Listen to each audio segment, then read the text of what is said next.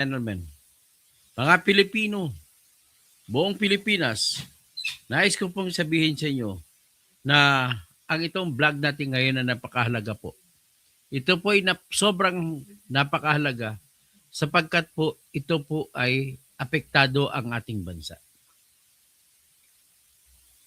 Ang aking sasabihin sa ngayon ay patungkol sa tinatawag na impeachment versus Sara Duterte na pinaplano ng mga makakaliwa, makadilaw, mga maka makabayan.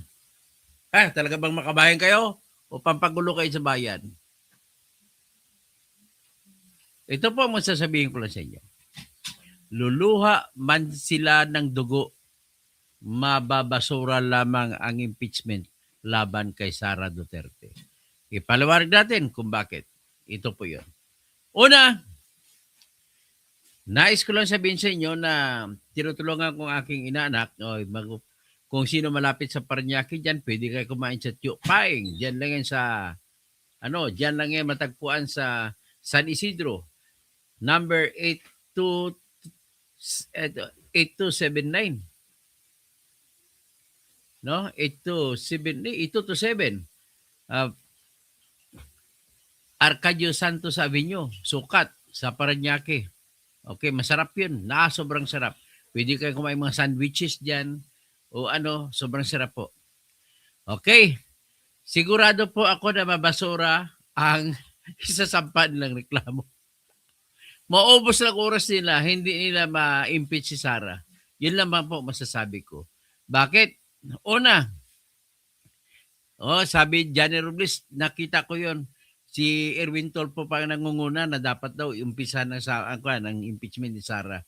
Ito lang si Tolpo kasi si Bendalo, Mr. Bendalo eh. Wala naman to alam sa batas. Kwento ng kwento siya. Ay, nako. Umalis ka na nga dyan, mag-resign ka na lang kung hindi ka ayaw mo papahiya. Malapit na po mag-umpisa ang katakbo ng kaso ko laban kay Erwin. Naku, waranto. Kaya ikaw, Erwin Tolpo, huwag ka magmayabang. Unang-una, hindi ka abogado. Pangalawa, hindi ka nag-aral ng mga kursong mga legal. Kagaya, meron ka bang kahit yung constitution, hindi mo alam eh. Alam mo ba yung batas sa civil code? Mabuti pa yung mga nag-aral sa mga business schools at saka sa mga CPA, pagka-CPA, meron silang obligations and contracts. At least alam nila ang batas Mabuti pa yung mga pulis, nag-aral sa criminology, nag-aral sa revised penal code at iba pang batas. Ganon po yun, Mr. Erwin Tulfo. Do not speak with you not know nothing. When you know nothing about it. Tapos sabihin mo, you can sometimes you have to bend the law. Who are you to bend the law? Not even me can bend the law. Not even Marcoleta. Not even Remulla can bend the law. The law is supreme. The supremacy of the law must always remain. The rule of law must be followed. Otherwise, kung hindi natin sundin ang batas, marami pong papatay ng tao. Maraming magdanakaw na hindi naman sila sabihin na hindi kami pwede ipakulong kasi kami ang batas. Ours is a government of men and not of laws. Ours is what we call as the government where what is observed is the force of the law, not the law of the force. Intindi? Okay. Ngayon dito, pag-usapan natin. Una, ang proposition nila ay magsasampa sila ng bagong impeachment complaint sa February 7. Kasi sinabi sa decision ng Supreme Court na yung unang sinampa yung kaso ay sobrang depektibo. Hindi matatanggap kahit sa ang palengke. Bakit? Kasi i-review lang natin ng konti. 4 na reklamo ang sinampa ng mga tauhan ni Tambaluslos. Ngayon, dahil na-discovery na natin ang mga flood control, mga AX, mga ayuda sa AKAP, ay dito natin masasabi na sa ngayon na konektado, direkta sa impeachment yung gusto ni Saldi Anirin Romualdez na magiging presidente ng Pilipinas sa pamamagitan ng pagbusog sa tiyan ng mga sakim na congressmen at ang ginagamit na pambusog sa tiyan ng mga sakim na congressmen ay nanggaling din sa pera ng bansa na ginagawa sa pamamagitan ng batas. You are you are the biggest tip to have occurred here in the Philippines in in tandem with your cousin BBM. Grabe kayo. Pag-ari niyong Pilipinas, mga pera ng bayan, bira mo magbibigay very sure na kada buwan may 1 billion na binibigay, 2 billion na binibigay kay BBM sa pamamagitan ni Romualdez, binibigay ni Saldico. Andyan ang lahat ng mga maleta. Inisa-isa ko na. Nandiyan na lahat. So, yan pong ebidensya ng impeachment. Yan po nanggaling sa impeachment. Gusto ni BBM ma-impeach si Sara para magpatuloy ang kanyang liderato na maging presidente ulit. Babaguhin niya ang konstitusyon sa pamamagitan ng pagkudita sa sariling gobyerno. At kung makudita niya, ideklara niya ngayon na yung konstitusyon ay wala na. At para magpatuloy siya at gagayahin niya yung tatay niya. Ganun pong aking warning sa inyo. Pwede niyang gagawin yan kung kakampi niya po ang mga military. Ngayon, binubusog niya ang military. Binibigyan niya ng mga pataas na sweldo effective January. Ganun po ang gagawin niya. Wala ako nakitang dahilan.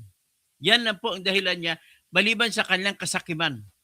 Akalain mo, nagkaroon natin ng presidenteng addict, siguradong addict yan. Tapos, hindi ka pa nahihiya.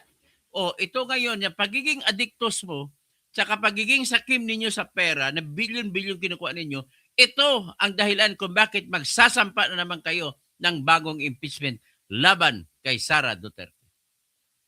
Pero kung legal ang pag-usapan, hindi kayo mananaig, mababasura lamang ang pangalawang impeachment ninyo. Ano ba kayo, mga galing na abogado?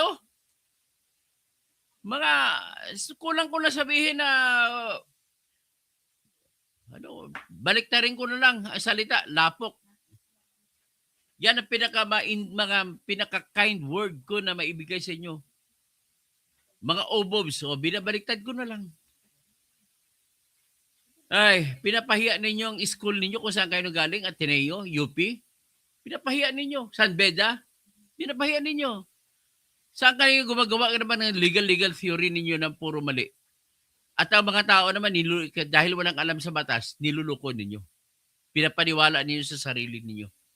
Kaya, duluha man kayo ng dugo, hindi po mananaig kung legal lang ang pag-usapan ng inyong impeachment laban kay Sara.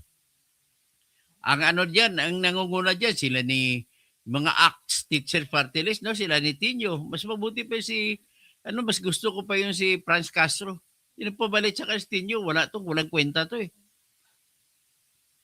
Tapos, ang iba pa na kumakampi dyan, yung mga kunwari kasama sa sambayanan, one sambayanan, akala mo magagaling kayo? Kayo lang magagaling? Ay, nako. Akala kasi nitong mga maingay kasi mga kakamping at saka dilaw, pero makabibiim naman. Yung ginagawa niyong impeachment laban kay Sara, kasama po ito sa plano ninyo na isalba ninyo si BBM na huwag mahulog. Kasi gusto niyo, mapopokus naman ang attention ng tao mula sa pagnanakaw sa baha, papunta sa impeachment. Pero, luluha man kayo dugo, ulitin ko lang, hindi kayo mananalo. At ito po ang aking paliwanag. Kung batas lamang pag-usapan, ito po ang aking paliwanag. Bakit? Nagsasabi po sa ating konstitusyon, basahin natin ating konstitusyon, na ang impeachment na reklamo ay masampa mo lamang sa loob ng 1 beses sa loob ng 1 taon. Because of that, hindi na kayo pwede makasampa. Yun pa lang, wala na kayo. Pangalawa, sa decision ng Supreme Court na inaapila pa ninyo ay nagsasabi na ang basihan kung kailan magsimula ang pagbilang ng 1 taon ay kung kailan madidismiss ang impeachment. Isa sa basihan yan. O di kaya kung kailan ka nagsampa. So, ibig sabihin, dalawa ang pagbabasyan. Either or lang yan. Mamimili ka. Kung kailan na-dismiss o di kaya kung kailan. Kung kailan nagsampa, nag-initiate at nagtuloy-tuloy. Ito ang pinag-usapan natin po ay hindi pa natuloy-tuloy. Binasura ng Supreme Court. O, balikan natin. Ano bang dahilan ng Supreme Court pag desisyon ito? Binasura niya. Ang dahilan niya, sapagkat 4 na reklamo na impeachment ang sinampa ng mga tauhan ni Romualdez na binigyan niya ng tig 150 million bawat isang congressman sa 15 o di ka 250 na congressman na pumirma. So ano ngayon? Very clear na ngayon. Nadabulong kampanya, ang dami nilang pera. Ito ang dahilan. Ang dahilan gusto ni Romualdez agawin ang trono. Kaya kailangan niya na gumawa ng paraan para siya mananalo sa 2028. Ang problema, nag-backfire sa kanya.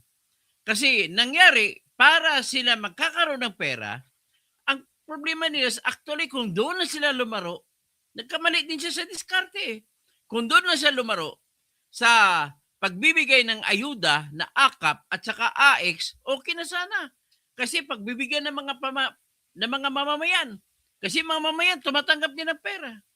Ang problema, hindi lang doon sila nagkasya. Binigyan nila ang mga congressmen ng mga 1 bilyon halos kada distrito na flood control projects.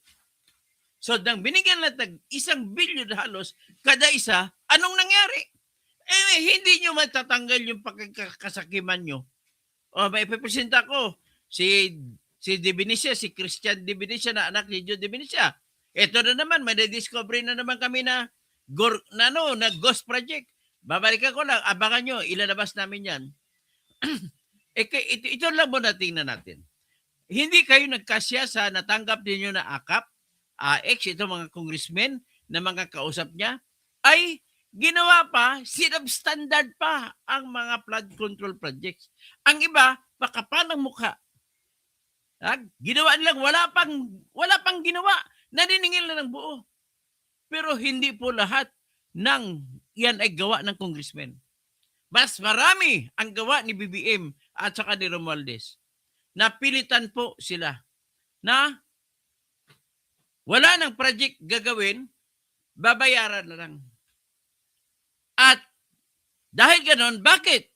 Kasi po, may quota na binigay si Romualdez at saka si BBM kay Saldico. Si Saldico ang taga-kolektor. Si Saldico ang taga-kamada kung anong mga proyekto. Tapos kinuha niya, tag 2 billion kada buwan, ibibigay kay BBM. Nakita naman natin sa Malay-Malayta. So ngayon, dahil doon, ay napilitan sila para makuha ni Saldico ang kuta na 2 bilyon kada buwan, kailangan ang ibang proyekto ay hindi na ipapatayo. Gagawa na lang diskarte na i-report na tapos na.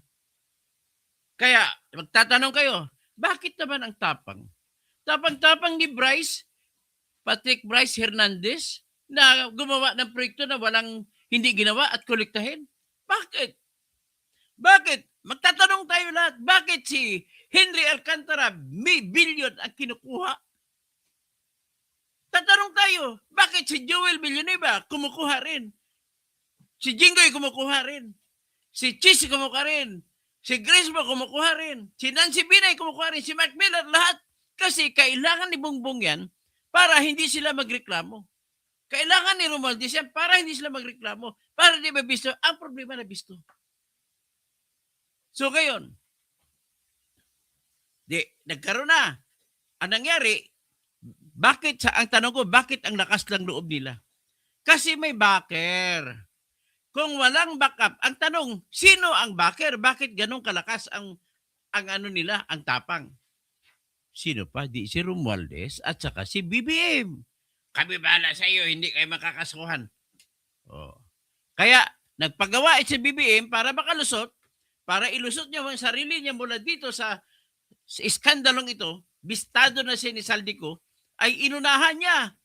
Bago malamang mabisto ng tao, sa kanyang State of Nothingness Address, SUNA, ay sinabi niya, mahiya naman kayo! Siya pala kasama ron. Ginawa niya yun para itabunan niya, palabasin niya na wala siyang kasalanan. Hoy, BBM, sino pa pumirma ng budget? Di ba ikaw? At walang perang mailalabas para sa mga flood control kung hindi ka papayag. For all you know, tandaan niyo po, ay walang perang maaring ilalabas mula sa kaban ng bayan kung hindi papayag si BBM. Kasi magpapaalam pa sa kanya ang Department of Budget and Management kung magpapalabas ng pera sa kada proyekto. Tandaan niyo yan. So ngayon, may isa pa. Bakit naman ganun kabilis mag-withdraw? Ito po ang ginawa nila. Sa panahon ni Duterte po, hindi nangyari yan. Alam ko, may nakawan din na nangyari sa panahon ni Duterte. Kagaya ng Parmali. Pero sabihin natin, 14 billion ang nawala sa Parmali. Pero hindi nyo naman may tatanggi na lahat ng Pilipino na bakunahan. Saan ang galing ang pera pinabakbakuna? At least, meron substandard man, pero meron. Hindi kagaya kay BBM. Puro guni-guni. So ano nangyari ngayon? Para mapatupad ni Saldico at saka ni Romualdez at saka ni BBM ang kanilang 2 billion kada buwan, ginawa nila, nagpalabas ng pulisiya, batas, sa lahat ng bangko na automatic na ang lahat ng District Engineering Office ay otorisado na mag-aproba, magpalabas kahit 1 bilyon na pera ng DPWH. Nga po ko. So ngayon, anong ibig sabihin nun? Sinabi sa hearing sa ICI nung kinwento ng taga Land Bank, kasi daw, meron na po kasing authority ang lahat ng Engineering District Office i-online lang nila. Online lang. Release the fund to kung sinong kontraktor. Transfer lang. So ngayon, ang mangyayari, pag na-transfer, through cellphone transfer, ganun ang authority na binigay nila sa mga district engineers. Pero mo, tapos ang gagawin nila, para mabilis ang trabaho, bibigyan din nila ng share yung mga district engineers. Pabusugin din nila mga district engineers, lahat ng tao mga engineer, hanggang sa project engineer. Bakit kailangan ang pinakamababang engineer na project engineer? Kasi po, pag walang perma ng project engineer, ay hindi makasingil ang kontraktor. So, kontraktor ang may direktang connection sa politiko.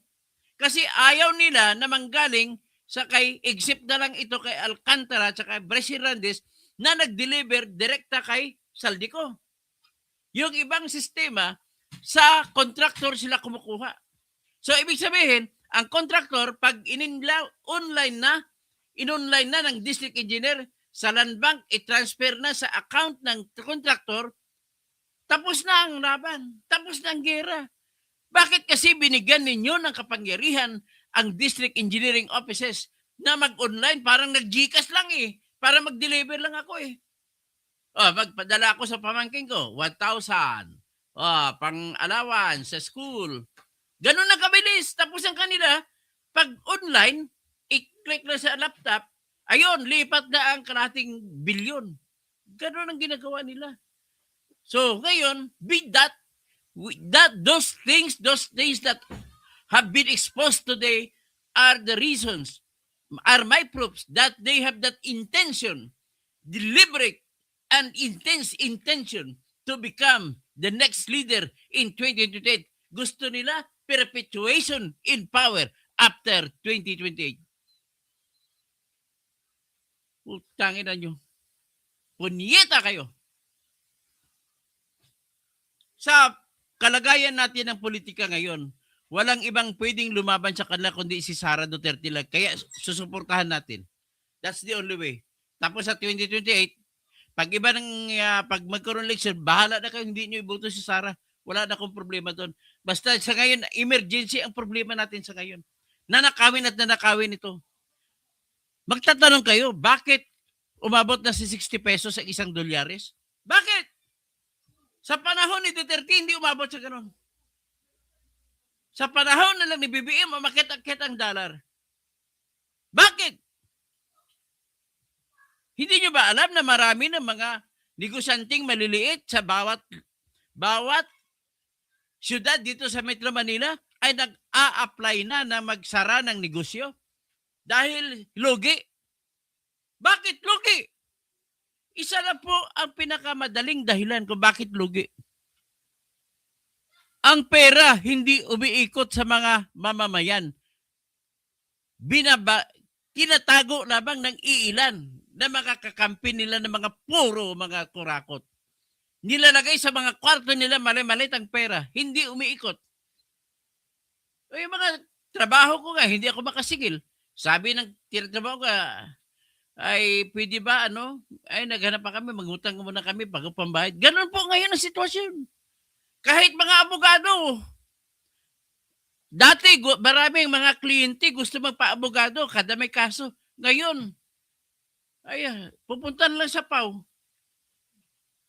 Kahit ng ugali ng PAW, pasensya na kayo taga-PAW, ugali ninyo, ariglo. Mr. Yung mga lawyers na plea bargaining lawyers. Gusto niyo plea bargaining para ang trabaho ninyo ay maibsa na. Mahigit 100,000 ang inyong sweldo kada buwan. Tapos wala kayong sinseridad sa mga kliyente nyo. Pasensya na kayo mga taga-PAW, kinikriticize ko talaga kayo. Wala kayong sincerity sa inyong mga kliyente. Alam ko mga magagaling kayo. Hindi ka makapasa sa bar exam kung hindi ka magaling. Ang kulang sa atin, puso.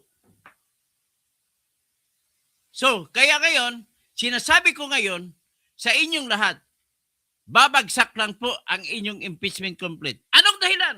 Ito, ipakita kong dahilan. Legal ang dahilan ko.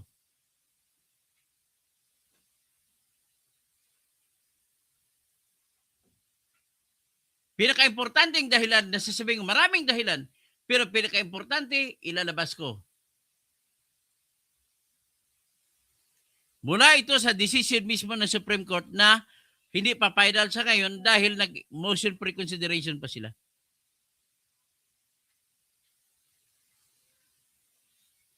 Ito, tingnan sa page 4 ng decision.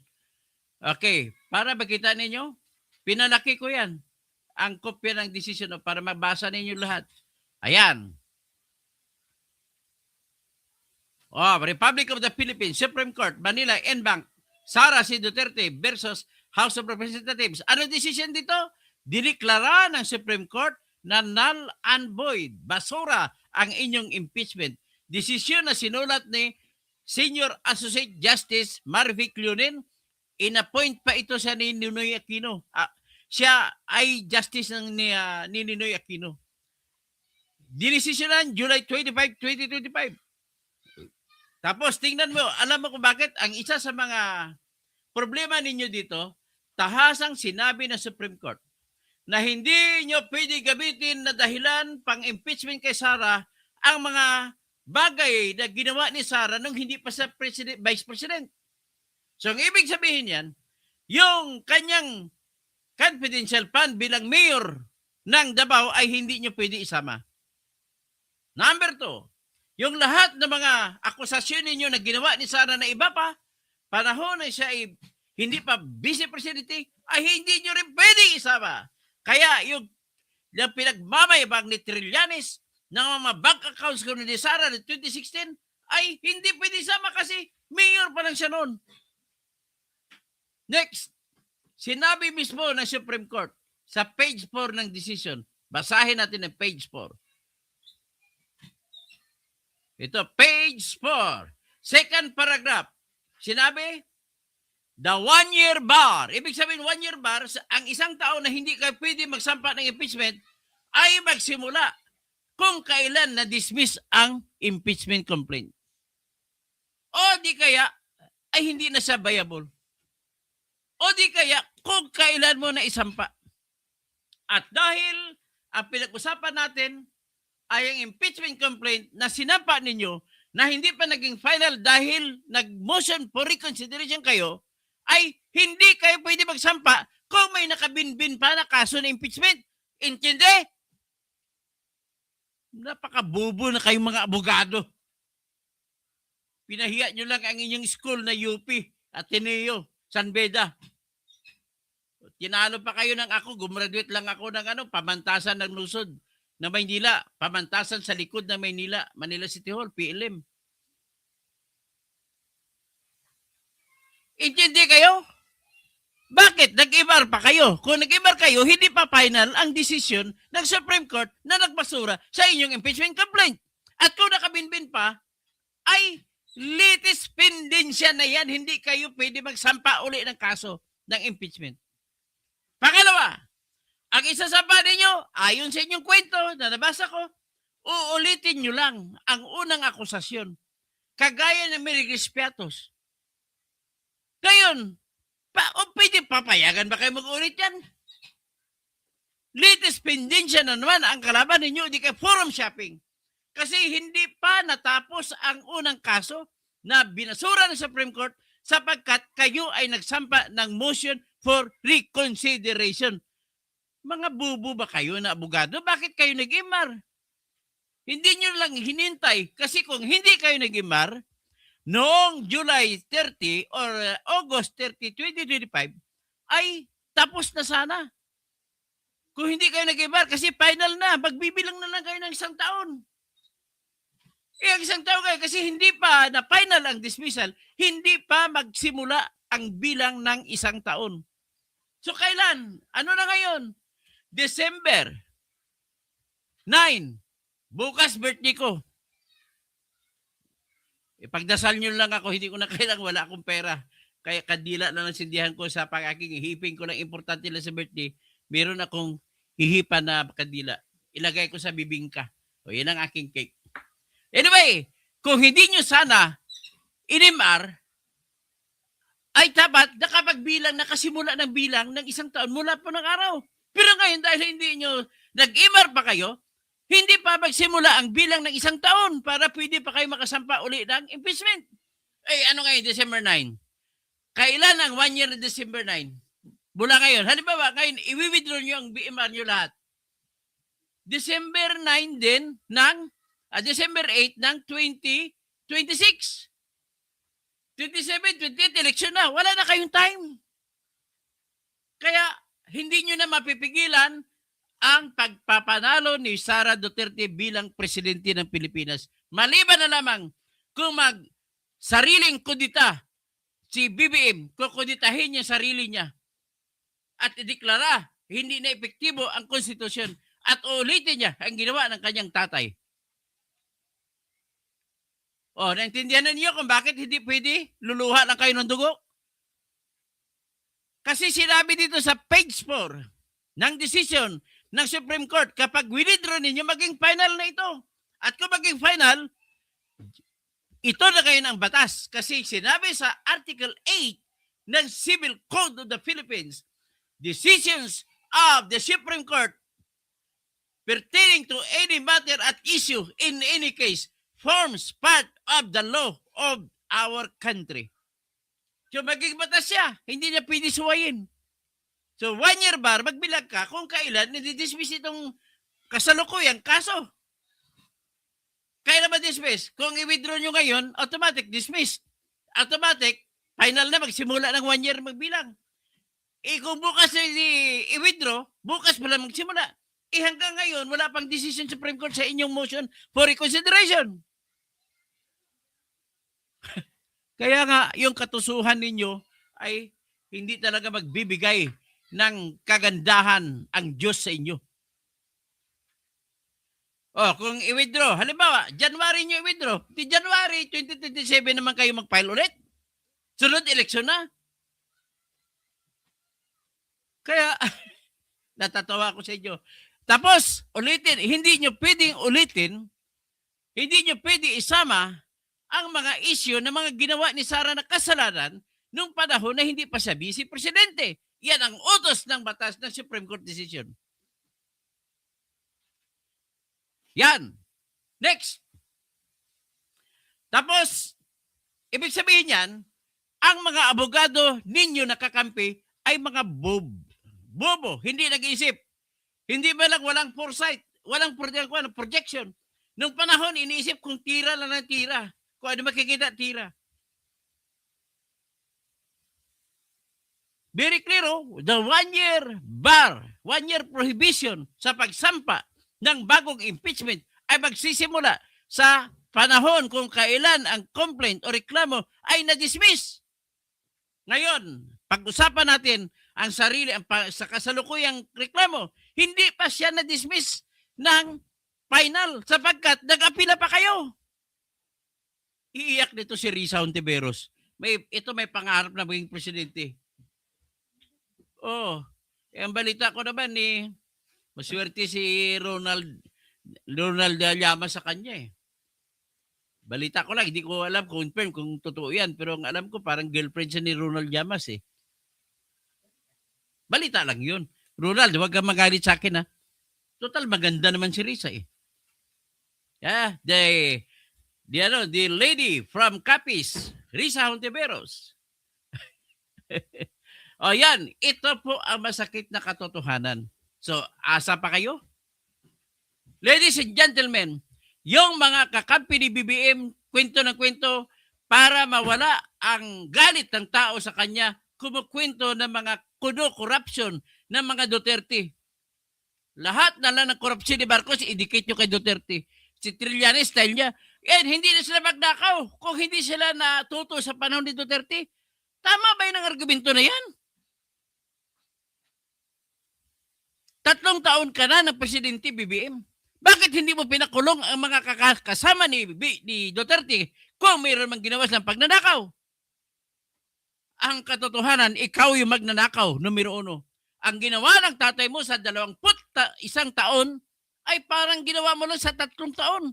Ganon ka katindi na magnanakaw. Dagdagan pa ng anak mo na kamukha ni Bong Diasa na si Sandro. May 50.9 billion pa na insertion. Hindi ka pa nagkasya sa 2 billion kada buwan na quota na binibigay ni Saldico. Nagpadagdag ka pa ng 100 billion na insertion.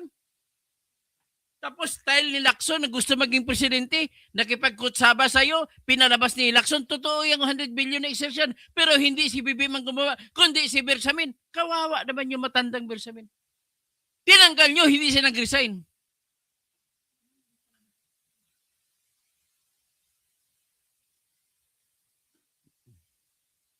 May interference sa akin. Dali lang. I-ripkan ko.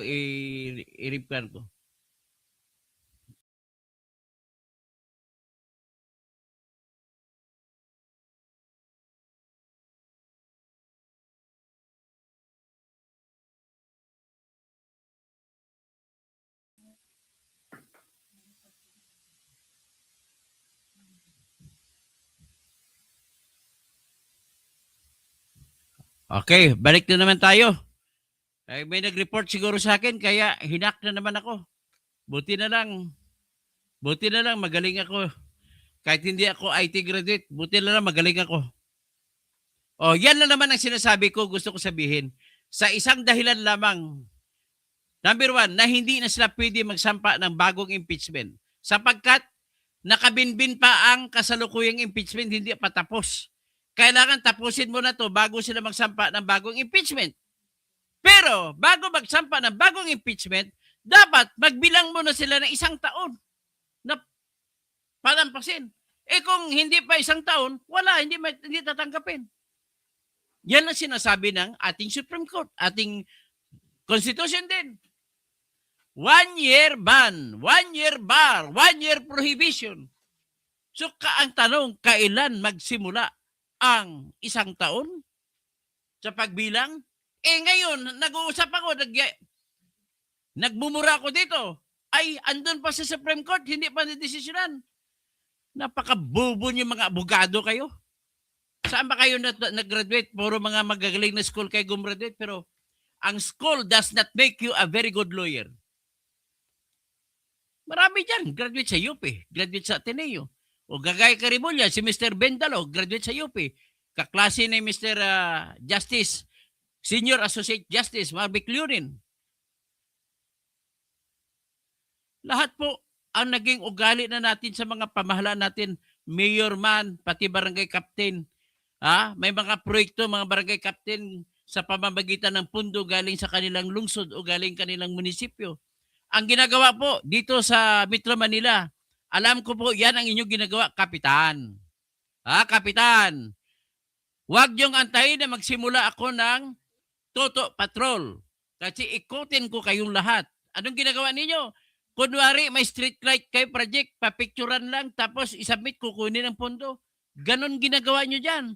Tapos marami dyan, sinasamantala ninyo yung proseso ng pagkuha kung sino kontraktor na dahil maliitan lamang, hindi na kailangan ng bidding. Ay, nako.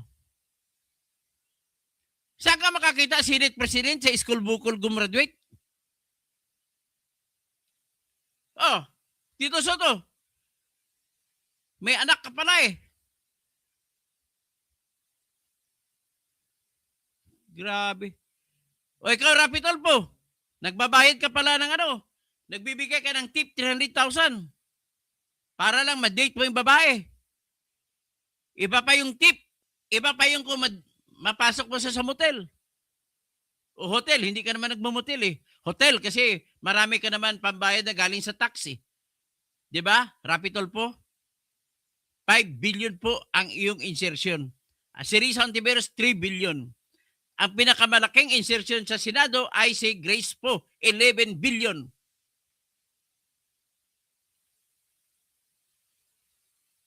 Na mas report siguro ako kaya natigil kanina.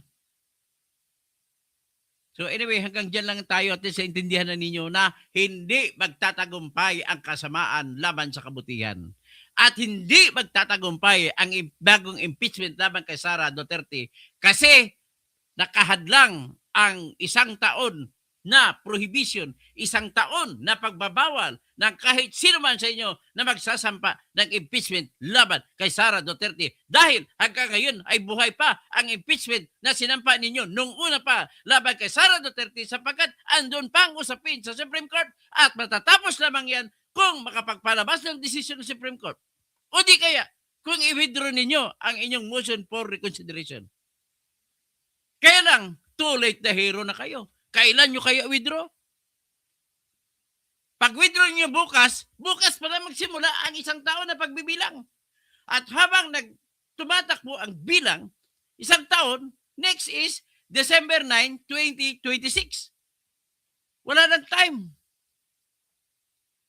At duda rin ako kung practicality ang pag-usapan, wala na pong congressman, takot na yung congressman na pipirma. Takot na. Isikan lang naman, kinukurap lamang dito mga congressman ni Romualdez eh. Binubusog niya ng pera. Ang problema natin, ang pera ay galing pa sa bayan natin. Hindi galing sa bulsa niya. Wala na akong nakitang pinakamagnanakaw na speaker. Ito si Tambaluslos lamang. Alam naman natin, lahat ng speaker kumikita. Pero sobra-sobra ito. Kahit si Alan Peter Cayetano, tinawag siya Alan Caldero Cayetano. Dahil sa kaldero sa SEA Games. Kumikita rito na speaker siya, ayaw nga niya umalis, di ba?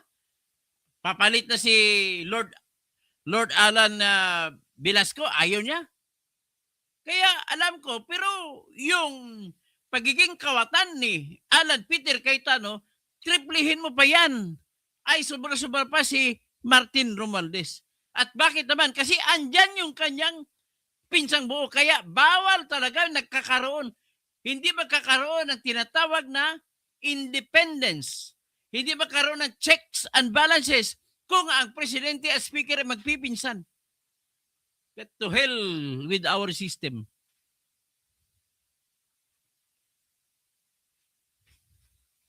Sabi ni Greg Babaran, Duterte Marcos daw salot.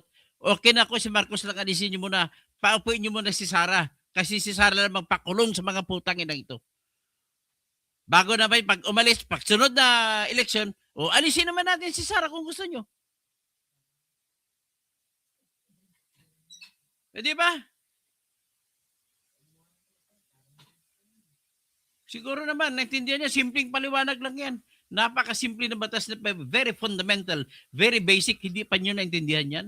Kailangan pa ba i-memorize ito?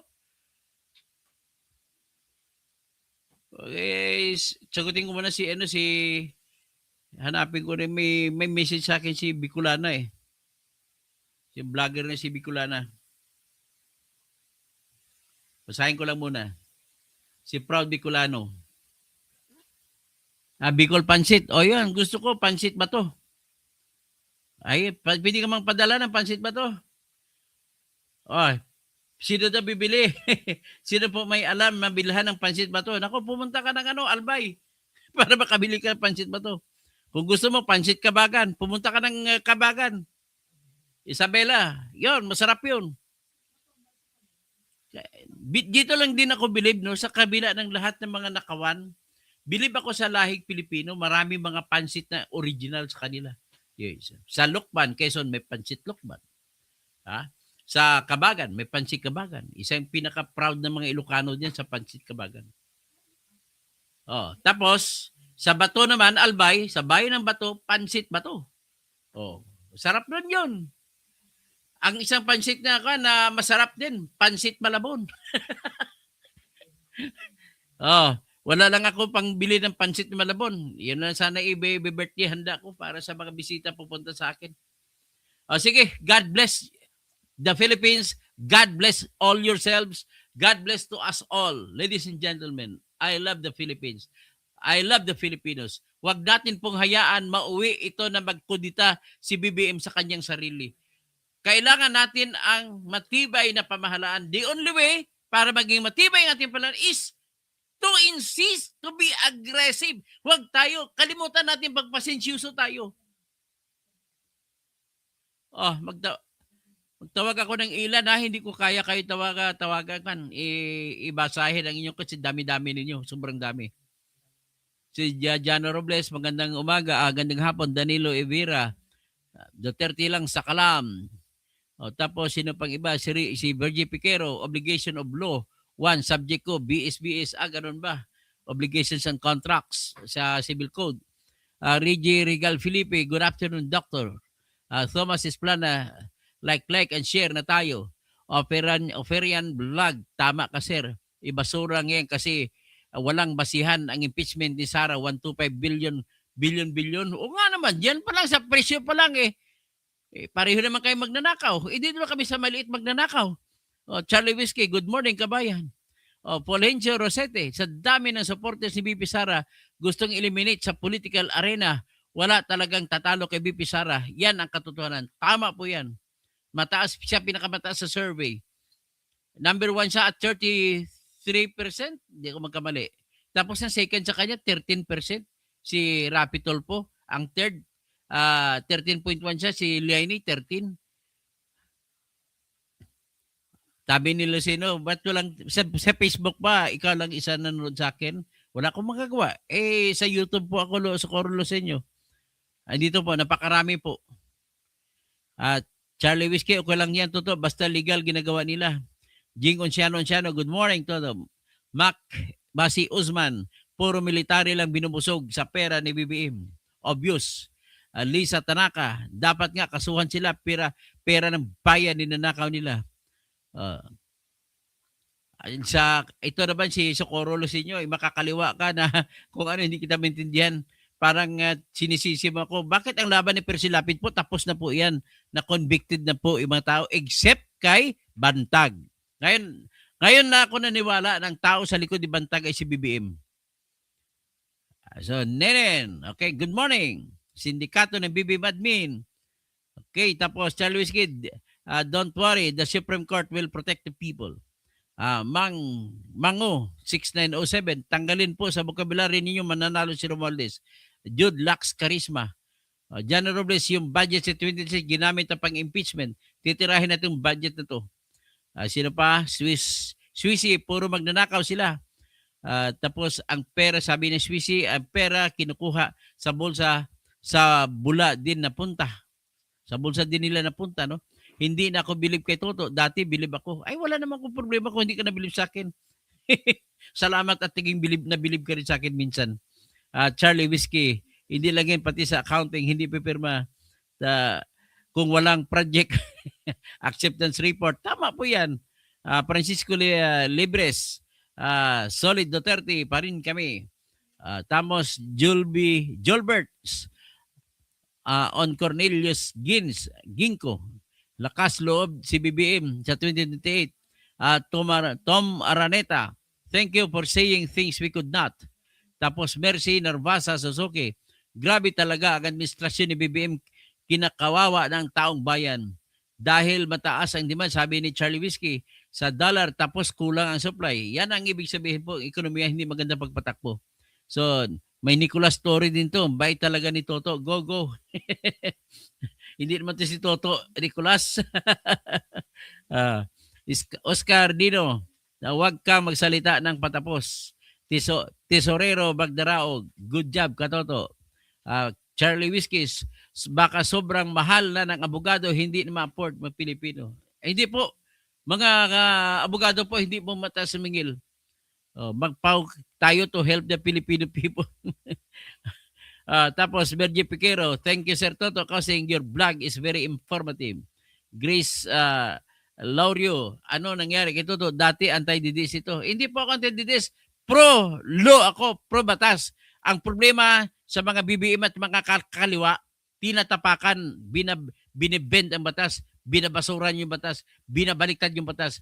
Ganyan, saan ka makakita ng puro makakaliwa, makadilaw, makapink?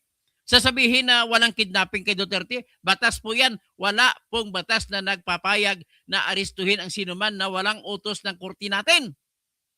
Section 2 of Article 3 of the Constitution states that no warrant or warrant of arrest shall issue except upon probable cause to be determined personally by the judge natin upon examination under oath of the witnesses and the complainant and without particularly describing the place to be searched and things to be seized.